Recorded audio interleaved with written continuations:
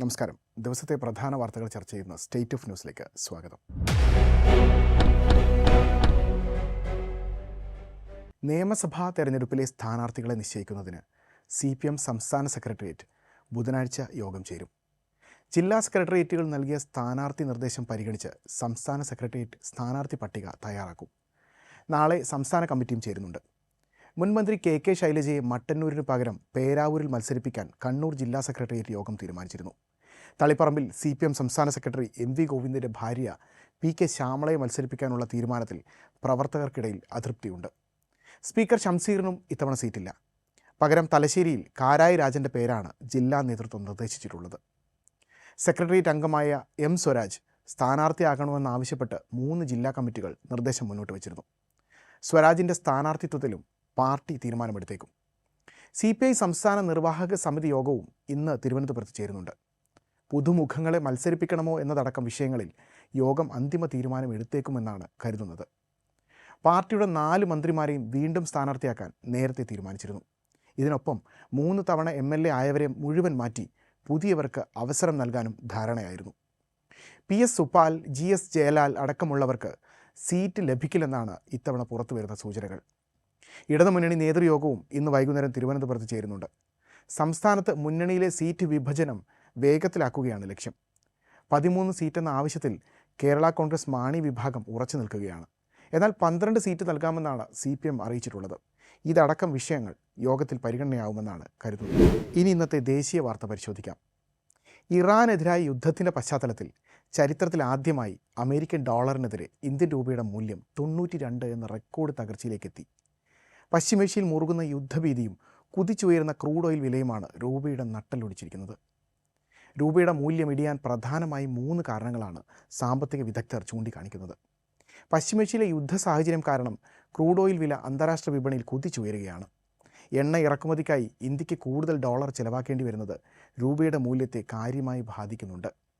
ആഗോള വിപണിയിൽ അനിശ്ചിതത്വം നിലനിൽക്കുമ്പോൾ നിക്ഷേപകർ സുരക്ഷിത നിക്ഷേപമെന്ന നിലയിൽ ഡോളറിലേക്ക് മാറുന്ന പ്രവണതയുണ്ട്. ഇതോടെ ഡോളർ കൂടുതൽ ശക്തമാവുകയും രൂപ ഉൾപ്പെടെയുള്ള വികസ്വര രാജ്യങ്ങളിലെ കറൻസികൾ തകരുകയും ചെയ്യുന്ന സാഹചര്യമുണ്ട്. യുദ്ധഭീഷണിയെ തുടർന്ന് വിദേശ നിക്ഷേപകർ ഇന്ത്യൻ ഓഹരി വിപണിയിൽ നിന്ന് വൻതോതിൽ പണം പിൻവലിക്കുന്നത് രൂപയുടെ തകർച്ചയ്ക്ക് വേഗത കൂട്ടുന്നതായും വിദഗ്ധർ ചൂണ്ടിക്കാണിക്കുന്നുണ്ട്. രൂപയുടെ മൂല്യം 92ലേക്ക് എത്തുമ്പോൾ അത് പണപ്പെരുപ്പത്തിനും വിലക്കയറ്റത്തിനും കാരണമാകുമെന്ന ആശങ്കയുമുണ്ട്. ഇന്ത്യ ഇറക്കുമതി ചെയ്യുന്ന മൊബൈൽ ഫോണുകൾ, ലാപ്ടോപ്പുകൾ തുടങ്ങിയ ഇലക്ട്രോണിക്സ് ഉൽപ്പന്നങ്ങൾക്ക് വില വലിയ രീതിയിൽ കൂടാനുള്ള സാധ്യത നിലനിൽക്കുകയാണ്. കയറ്റുമതി രംഗവും സമാനമായ പ്രതിസന്ധി നേരിടും. വിദേശ യാത്രകൾക്ക് തയ്യാറെടുക്കുന്നവർക്കും വിമാന ടിക്കറ്റ് നിരക്കിലും ഹോട്ടൽ ചെലവുകളിലും വലിയ വർധനവ് നേരിടേണ്ടി വരും. രൂപയുടെ തകർച്ച നിയന്ത്രിക്കാൻ റിസർവ് ബാങ്ക് ഓഫ് ഇന്ത്യ വിപണിയിൽ ഇടപെടാൻ സാധ്യതയുണ്ട്. ഡോളർ വിപണിയിൽ ഇറക്കി രൂപയുടെ മൂല്യം പിടിച്ചു നിർത്താനാണ് RBI ശ്രമിക്കുക. എന്നിരുന്നാലും യുദ്ധം നീണ്ടുനിന്നാൽ RBIയുടെ ഇടപെടലുകൾക്കും പരിമിതി ഉണ്ടാകും. ഓഹരി വിപണിയിലെ നിക്ഷേപകർ അതീവ ജാഗ്രത പാലിക്കണമെന്നാണ് വിദഗ്ധർ നൽകുന്ന മുന്നറിയിപ്പ്. അന്താരാഷ്ട്ര രാഷ്ട്രീയത്തിലെ ഓരോ ചലനവും നമ്മുടെ രാജ്യത്തിൻ്റെ സമ്പദ് വ്യവസ്ഥയെയും ഓരോ പൗരനെയും ബാധിക്കുന്ന കാഴ്ചയാണ് നമ്മൾ കാണുന്നത്. രൂപയുടെ മൂല്യം ഇനിയും താഴുമോ അതോ സർക്കാർ ഇടപെടലിലൂടെ തിരിച്ചു വരുമോ എന്നത് വരും ദിവസങ്ങളിൽ കണ്ടറിയേണ്ട കാര്യമാണ്. ഇനി ഇന്നത്തെ അന്താരാഷ്ട്ര വാർത്തയിലേക്ക്. ആയത്തുള്ള അലി ഖമനേയുടെ മകൻ മൊജ്തബ ഹുസൈനി ഖമയേനി ഇറാൻ്റെ പരമോന്നത നേതാവായേക്കും.